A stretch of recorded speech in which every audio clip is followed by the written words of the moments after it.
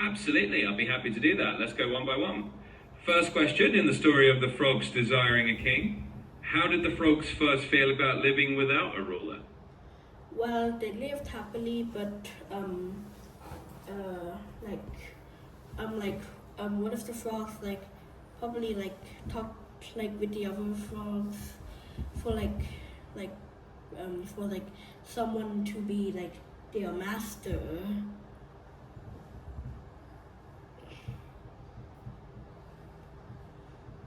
Exactly, so at first they were living just fine on their own, but then one of them basically stirred up the idea that they needed a ruler.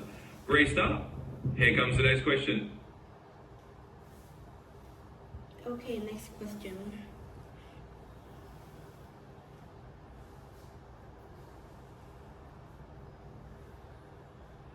Alright, next question.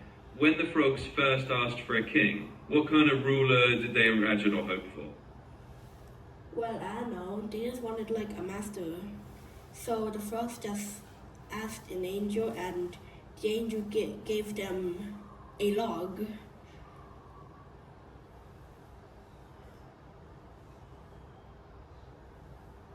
Exactly, they were just hoping for some kind of master and ended up getting a log as a sort of king. Great, let's keep going. Okay, so next question.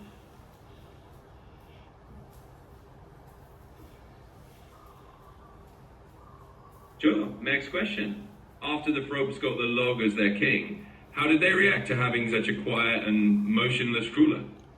Well, when the log dropped into their lagoon, well, the log did a big loud splash, which made the frogs surprised and pretty amazed by how powerful the log is. Also, keep track of the questions.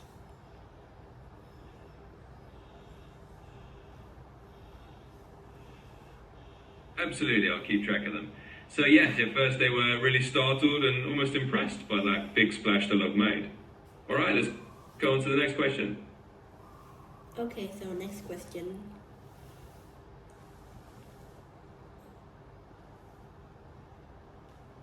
Of course, here's the next one. After a while, when the frogs realized the log wasn't doing anything, how did they start to feel about it as their king? Well, the frogs just felt bored because all the log did was just be there and just floated and did absolute nothing. So then the frogs decided to ask the angel again and again.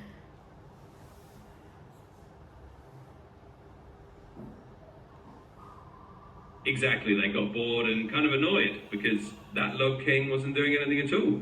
So they went back and asked for a different king. Great job so far, let's move on to the next question. Next question.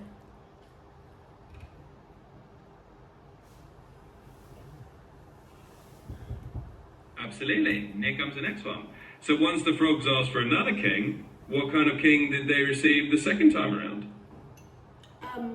In the story, I don't think it reveals anything. So, yeah.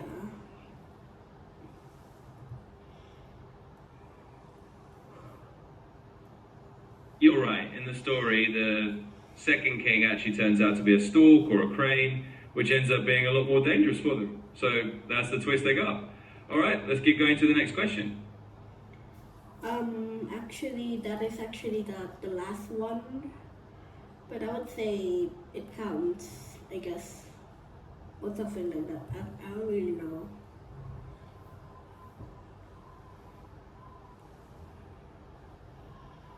Absolutely, that definitely counts. We got through a good set of questions and covered the main twist of the story. It's all about the frogs learning that maybe they didn't really want the kind of king they asked for. If you have anything else on your mind, just let me know. So, how many questions did we do?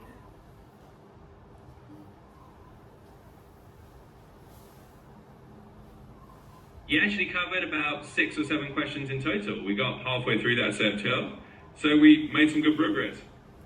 Okay, so let's continue.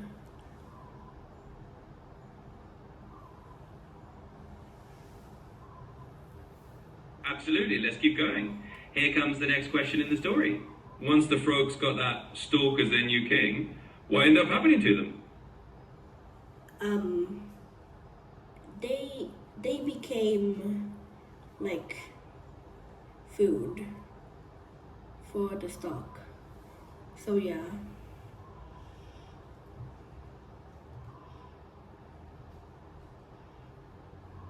Exactly, that's right. The stork ended up eating the frogs, and they realized that having that kind of ruler was definitely not what they wanted. All right, let's keep going with the next question. Next question.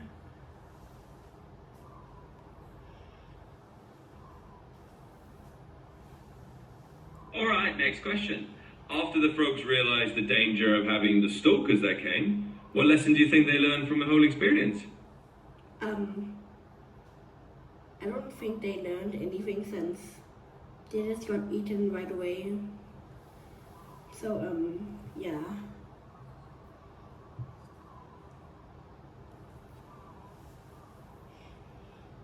That's a fair point. Unfortunately, they didn't have much of a chance to learn anything themselves because, well, they ended up as dinner. But I guess the moral of the story for us is to be careful what you wish for, and that sometimes it's better to appreciate what you have. All right, let's go on to the next one. So next one.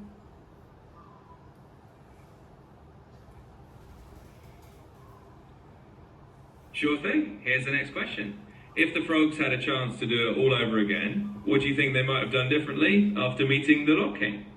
Well, I would just like be happy with it and just like maybe like see what the log can do or something.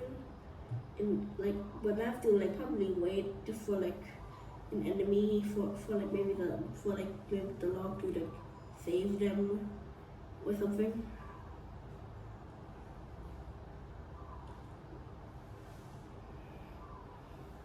Yeah, that makes sense. They might have just learned to be content with a harmless and peaceful ruler rather than asking for something more exciting that turned out to be dangerous.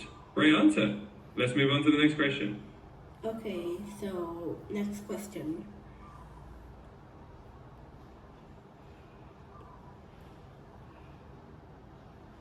Absolutely, let's keep going. Here's the next one.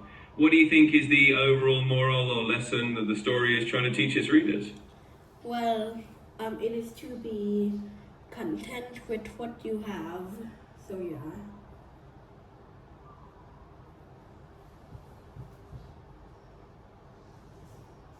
Exactly, that's really the heart of it. The story is all about being content with what you have instead of always looking for something more or something different, which might not turn out the way you expect.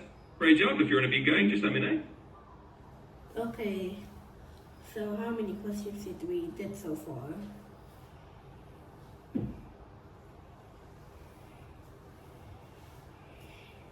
So far, we've gone through about 11 questions in total. So we're almost at the end of the set. Just one more to wrap it up. Okay, so last question.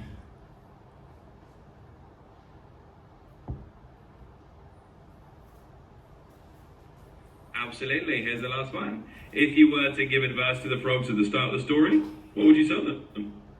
I would tell them to keep the log, and that's it.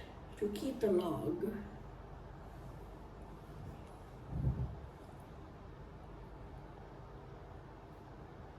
That's perfect advice. Just keep the log and appreciate the peace it brings. Sometimes the simplest answer is the best one. Great job going through all the questions.